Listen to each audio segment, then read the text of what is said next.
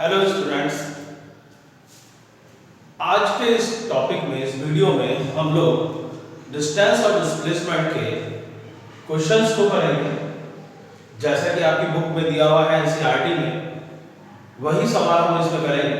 पहला सवाल है, an object has moved through a distance, can it have zero displacement? If yes, support your answer with an example. कहने का मतलब है कि कोई ऑब्जेक्ट मूव करता है तो क्या उसका डिस्प्लेसमेंट जीरो हो सकता है?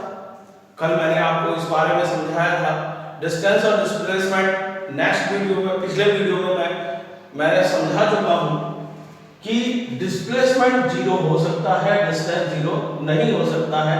तो हम इसका आंसर लिखेंगे yes, an object can have zero displacement, कि ऑब्जेक्ट का जीरो डिस्प्लेसमेंट हो सकता है। कल मैंने आपको बताया था, जैसे हम एक एग्जांपल लेते हैं, if a person move around it path and stand on place from where started, then here displacement will be zero. एक व्यक्ति घूमना शुरू करता है एक पार्क में, जिस जगह से वो घूमना शुरू करता है वहीं पर दोबारा आता है तो उसका डिस्प्लेसमेंट क्या हो जाता है? जीरो। तो पहले क्वेश्चन का आंसर ये लिखना है, आप इसे नोट डाउन कर लीजिए। पहले क्वेश्चन का आंसर है, an object has moved through a distance, can it have zero displacement? क्या उसका डिस्प्लेसमेंट जीरो होगा? अगर जीरो होगा तो उसका आंसर में हमें एग्जांपल देना है। आप इसे नोट कर लीजिए, फिर मैं इसका नेक्स्ट क्वेश्चन कराता हूं।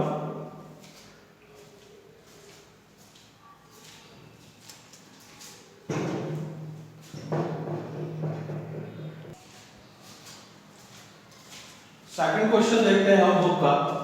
ए farmer moves around the boundary of a square field of side 10 meter is 40 second. एक फार्मर, एक किसान, एक बाउंड्री जो स्क्वायर में है, स्क्वायर फील्ड की बाउंड्री को 40 सेकंड में तय कर लेता है। 40 सेकंड में वो दूरी तय कर लेता है। 10 मीटर की उसकी हर एक साइड क्या है? स्क्वायर की हर एक साइड क्या है? 10 मीटर है। उसकी हर साइड 10 मीटर है और वो 40 सेकंड में वो तय कर लेता है। उस स्क्वायर फुट की दूरी जो है 40 सेकंड में तय कर लेता है। तो सवाल में वो पूछता है, what will be the magnitude of displacement? हमें मैग्नीट्यूड निकालना है डिस्प्लेसमेंट का of the farmer at the end of 2 minutes 20 seconds from his initial position।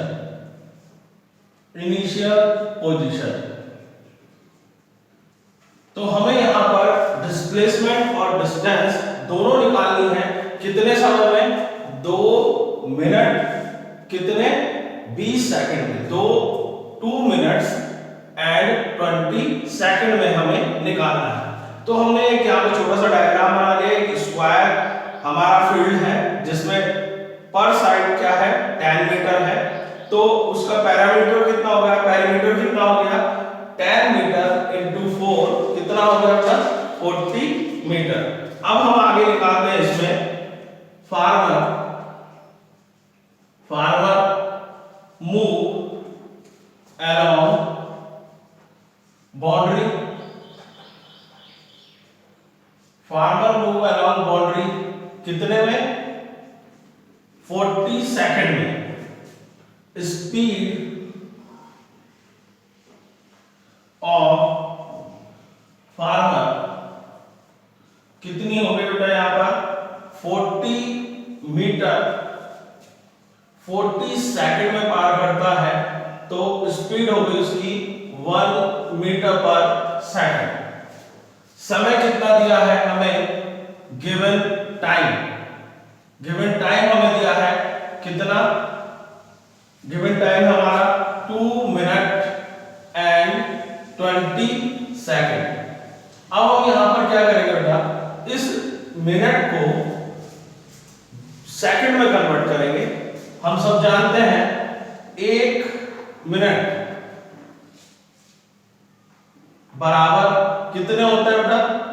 60 second के होते हैं, 1 मिनट 60 सेकंड के होते हैं, तो हम यहां पर दिए गए टाइम को सेकंड में कन्वर्ट करेंगे, 60 सेकंड से गुणा कर देंगे, मल्टीप्लाई कर देंगे, और यहां 20 सेकंड पहले से ऑलरेडी है, तो यहां हो जाएगा 120 सेकंड प्लस 20 सेकंड, टोटल कितना हो गया 140 सेकंड। कहने का मतलब है हमें 140 सेकंड में डिस्प्लेसमेंट और डिस्टेंस दोनों निकालने हैं। सवाल समझ में आ गया आपके? एक फार्मर, एक किसान एक स्क्वायर फील्ड को 40 सेकंड में घूम लेता है, जिस स्क्वायर फील्ड की हर साइड कितने मीटर है? 10 मीटर है। सवाल में उसने कहा है कि 2 मिनट 20 सेकंड में वो,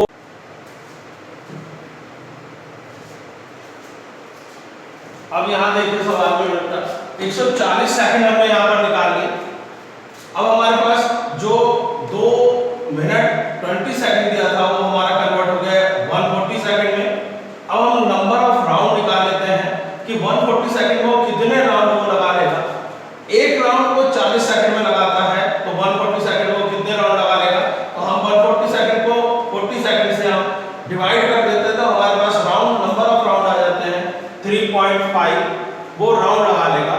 अब टोटल डिस्टेंस कवर्ड, वो टोटल कितना डिस्टेंस कवर करता है, क्योंकि सवाल में उसने पूछा है कि इतने समय में वो कितना डिस्टेंस कवर करता है, तो डिस्टेंस निकालने के लिए हम पेरीमीटर इनटू 2.5 राउंड से हम इसे मल्टीप्लाई कर देते हैं। हम जानते हैं कि 40 मीटर हमारा क्या है, पेरीमीटर है 40 मीटर, और 3.5 से हम इसे मल्टीप्लाई करते हैं तो 140 मीटर आ जाता है उसका डिस्टेंस।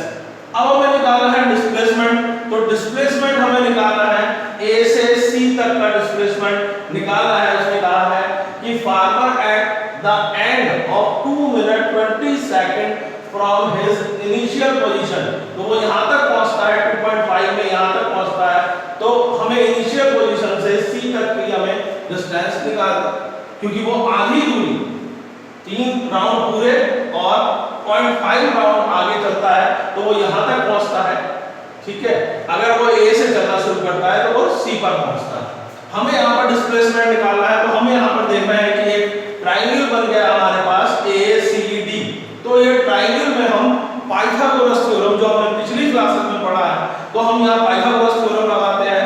पाइथागोरस थ्योरम होता है AC² = AD² + ADC²।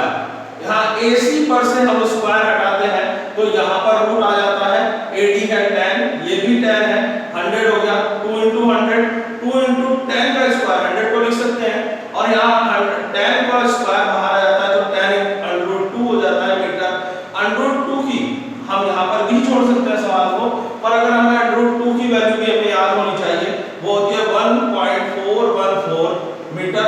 इसे 10 से मल्टीप्लाई कर देंगे तो ये आ जाएगा 14.14 मीटर, हमारा डिस्प्लेसमेंट आ जाएगा। इस तरह से ये डिस्प्लेसमेंट और ये हमारा डिस्टेंस आ जाता है।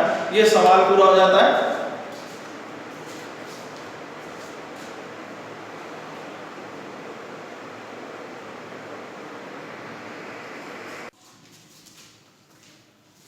अब इसका हम तीसरा क्वेश्चन देखते हैं। Which of the following is true for displacement? Displacement के लिए क्या सही है? पहला सवाल है it cannot be zero। क्या डिस्प्लेसमेंट कभी जीरो नहीं होता? मैंने आपको पिछले टॉपिक में बताया था डिस्प्लेसमेंट और डिस्टेंस में कि डिस्प्लेसमेंट जीरो होता है, तो दिस स्टेटमेंट इज फॉल्स, ये गलत है, ये स्टेटमेंट गलत है, because displacement can be zero, displacement zero होता है। अब हम इसका नेक्स्ट क्वेश्चन देखते हैं। Its magnitude is greater than the distance travelled by the object. तो यहां पर उसने कहा है क्या डिस्प्लेसमेंट का मैग्नीट्यूड डिस्टेंस से ज्यादा होता है? तो हम जानते हैं कि डिस्प्लेसमेंट जो है डिस्टेंस से छोटा हो सकता है, उसके बराबर हो सकता है, और उससे बड़ा नहीं हो सकता है। तो ये स्टेटमेंट भी क्या है? फॉल्स है, क्योंकि ग्रेटर देन नहीं होता है, तो this statement is false because displacement is less than और equal to the distance travelled by the